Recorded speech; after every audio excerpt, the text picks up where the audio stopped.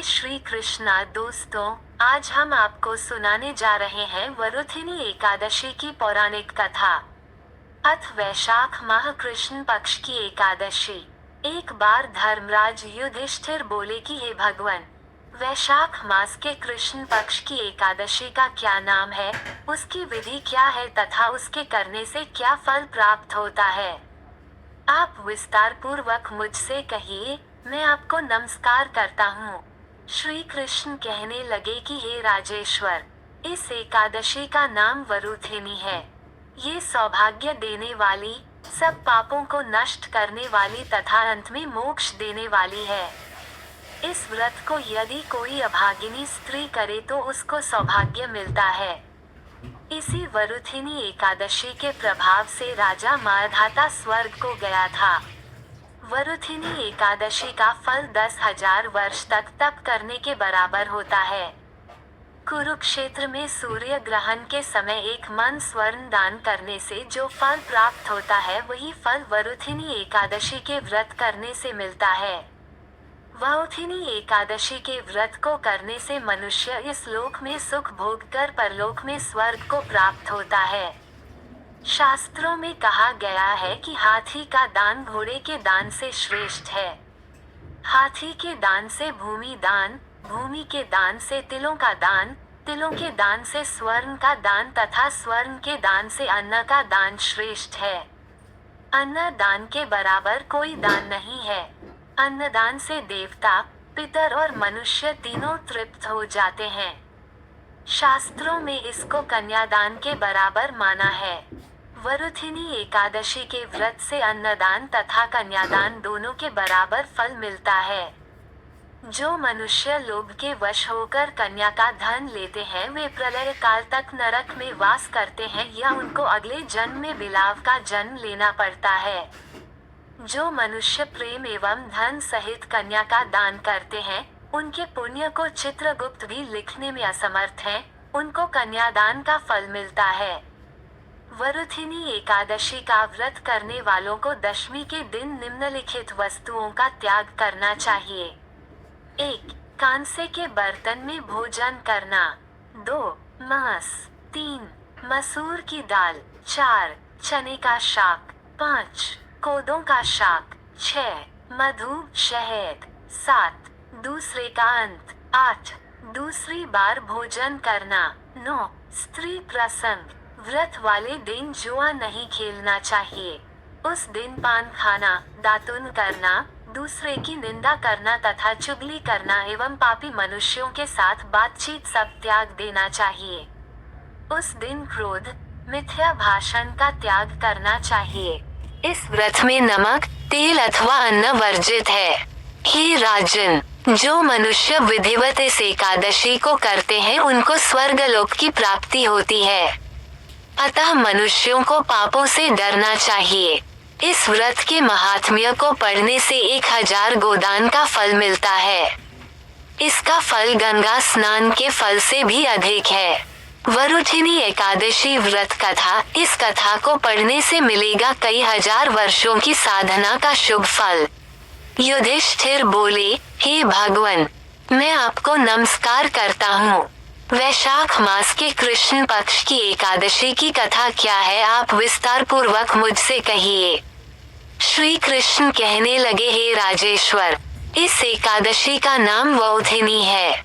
ये सौभाग्य देने वाली, सब पापों को नष्ट करने वाली तथा अंत में मोक्ष देने वाली है। इसकी कथा यह है कि प्राचीन काल में नर्मदा नदी के तट पर माधाता नामक राजा राज्य करता था। वह अत्यंत दानशील तथा तपस्वी था।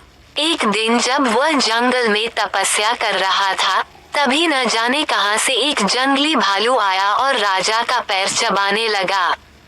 राजा पूर्ववत अपनी तपस्या में लीन रहा। कुछ देर बाद पैर चबाते चबाते भालू राजा को घसीटकर पास के जंगल में ले गया। राजा बहुत घबराया, मगर तापस धर्म अनुकूल उसने क्रोध और हिंसा न करके भगवान विष्णु से प्रार्थना की, करुण भाव से भगवान विष्णु को पुकारा।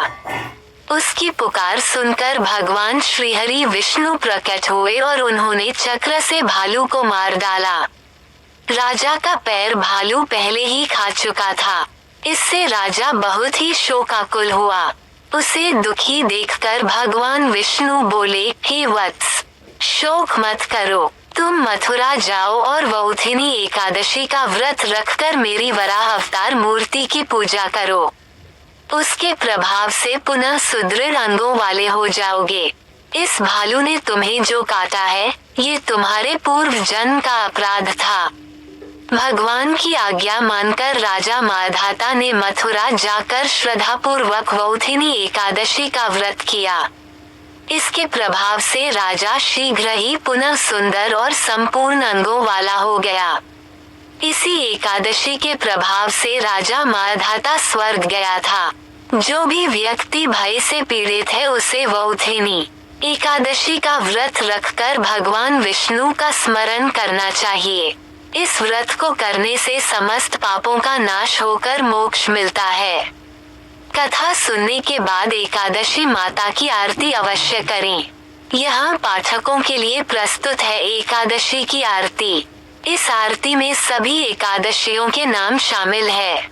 एकादशी की आरती। ओम जय एकादशी, जय एकादशी, जय एकादशी माता। विष्णु पूजा व्रत को धारण कर शक्ति मुक्ति पाता। ओम तेरे नाम गिनाऊं देवी, भक्ति प्रदान करनी, गण गौरव की देनी माता, शास्त्रों में वर्णी। ओम मार्ग शीर्ष के कृष्ण पक्ष की उत्पन्ना, विश्वतारिणी जन्मी, शुक्ल पक्ष में हुई मोक्षदा, मुक्तिदाता बनाई। ओम पौष के कृष्ण पक्ष की सफला नामक है, शुक्ल पक्ष में होए पुत्रदा, आनंद अधिक रहे। ओम नाम शततिला माघ मास में कृष्ण पक्ष आवे, शुक्ल पक्ष में जया कहावे, विजय सदा पावे। ओम विजया फागुन कृष्ण पक्ष में शुक्ला अमल की, पापमोचनी कृष्ण पक्ष में चैत्र महाबली की। ओम चैत्र शुक्ल में नाम कामदा, धन देने वाली, नाम बरूथिनी कृष्ण पक्ष में वैसाख माह वाली। ओम शुक्ल पक्ष में होए मोहिनी अपरा ज्येष्ठ कृष्ण पक्षी, नाम निर्जला सब सुख करनी, शुक्ल पक्ष रखी।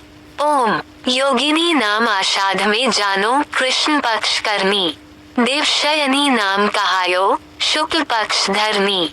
ओम कामिका श्रावण मास में आवे, कृष्ण पक्ष कहिए, श्रावण शुक्ला होए पवित्र आनंद से रहिए। ओम अजा भाद्रपद कृष्ण पक्ष की परिवर्तिनी शुक्ला, इंद्र आश्चिन कृष्ण पक्ष में व्रत से भव सागर निकला। ओम पापानकुशा है शुक्ल पक्ष में, आप हर न हरी, रमा मास कार्तिक में आवे, सुखदायक भारी। ओम देवोत्थानी शुक्ल पक्ष की दुखनाशक मैया, पावन मास में करूं विनती पार करो नया। ओम परमा कृष्ण पक्ष में होती जन मंगल करनी, शुक्ल मास में होए पद्मिनी दुख दारिद्र हरनी। ओम जो कोई आरती एकादशी की भक्ति सहित गावे, जन गुरदित स्वर्ग का वासा निश्चय वह पावे। ओम अगर आपको यह वीडियो अच्छी लगी हो तो इसे लाइक करें और अपने दोस्तों के साथ ज्यादा से ज्यादा शेयर करें। ऐसी ही रोचक कथाओं, व्रत कथाओं, धार्मिक कथाओं, पौराणिक कथाओं तथा आध्यात्मिक कथाओं के लिए मेरे चैनल मेरी कहानियाँ को सब्सक्राइब करना न भूलें और कमेंट में जय श्री कृष्णा जरूर लिखें।